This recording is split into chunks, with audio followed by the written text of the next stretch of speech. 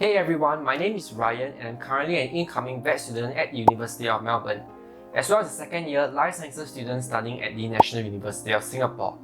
And before I begin, I would like to wish all my Chinese friends a happy Lunar New Year. A few weeks back, I actually made a video covering on how to gain animal experience.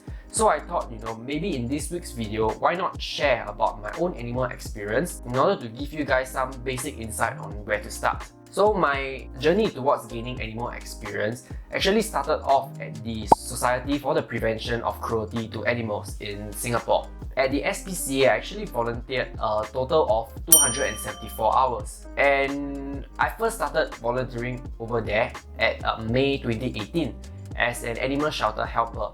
And when I was volunteering as an animal shelter helper, I actually helped out over there once every week.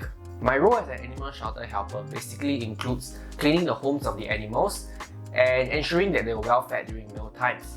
Also, my role included playing with the animals as well to ensure that they were enriched and were entertained.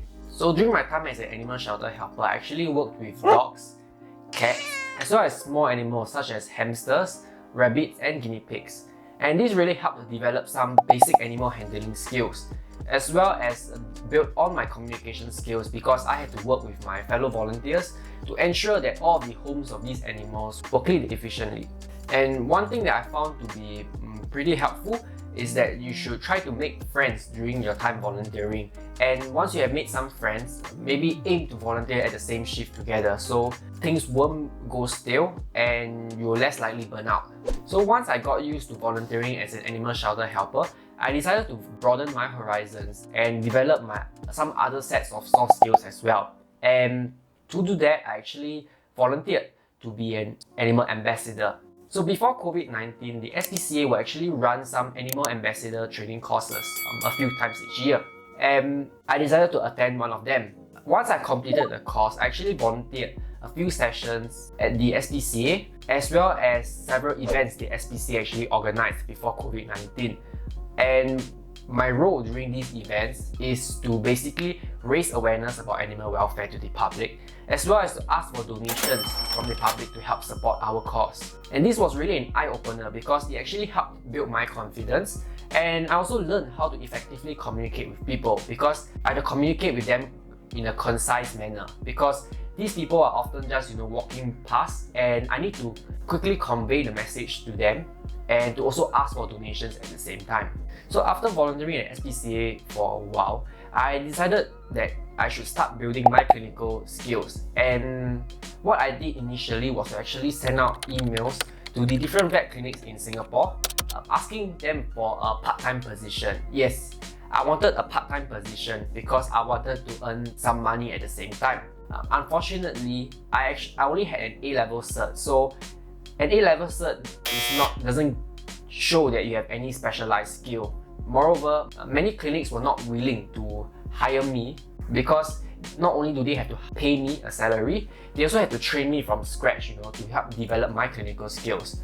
So because of that, I was actually ignored by many clinics and even rejected by some of them. Eventually, I realized that I didn't have the proper qualifications to demand a salary from the animal clinics. So I decided to choose to try to volunteer for animal clinics instead. Eventually, I managed to get a volunteering position at an animal clinic, and that really helped build my clinical skills. I started volunteering at the animal clinic since November 2019, and I have volunteered for a total of 243 hours so far. So during my time helping out at the animal clinic, I actually collaborated with other veterinary nurses to carry out animal husbandry duties, such as cleaning the wards of the animals and also feeding them food and medication.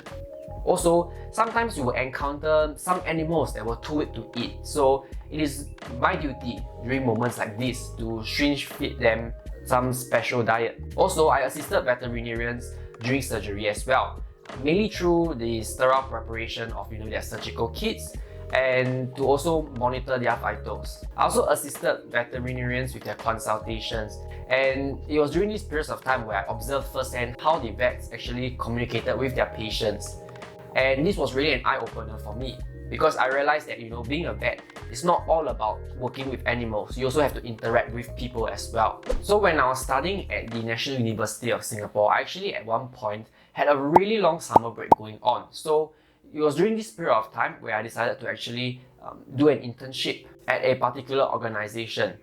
And during this internship, I actually gained about 603 hours of animal and clinical experience. And during my time working at this organization, I actually assisted the veterinarians over there with basic checkups as well as with surgery. And during surgery, I actually helped to monitor the vitals of the animals and also to prepare the sterile surgical kits. I also did several projects for the organization as well, such as training and rehabilitating cats, creating a health protocol, and to also create a guide on the infectious diseases that can happen in a shelter environment. And it was during my time during this internship where I learned the importance of teamwork, effective communication, as well as having respect for one another. Since these qualities were prevalent in the organization that I was interning at, job satisfaction was pretty high and I felt really happy helping out over there. In fact, I was really sad when I had to go at the end of my internship. So besides these, some other animal experience that I have gained through the years was to create a neighborhood watch group when I was 12 years old, during which I actually patrolled the neighborhood every day to look for sick or abandoned animals. And in addition, I also organized a trip to the SPCA to learn more about animal welfare. And also one more thing, I actually volunteered at another animal shelter a long time ago, and it was called Marks and Mittens. So during my time volunteering at the animal shelter, I actually walked with dogs and I also played with them to ensure that they receive some form of enrichment. Unfortunately, because I had to take some time off volunteering to study for my A-levels, the data of my time volunteering there was actually erased during one of their, spring cleaning of their database. So I unfortunately could not use my time volunteering there for my vet school application.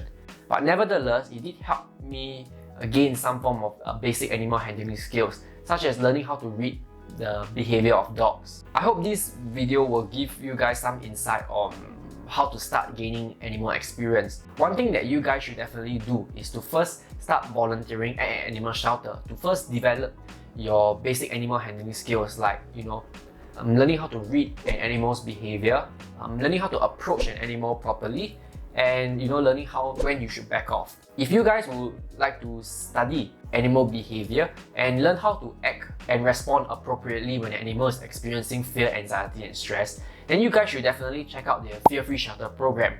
And this program is actually free. And once you gain your volunteering experience at an animal shelter, then you will probably have a higher chance of getting an attachment at the clinic afterwards. So all the best in your journey towards gaining animal experience. If you guys have any questions or maybe requires some advice, do drop me the question in the comments below. I will try to answer them whenever I have time. If you guys would like to check out some of my other videos, I'll leave them over here. So hope these videos will help you guys as well in your journey towards making it to vet school.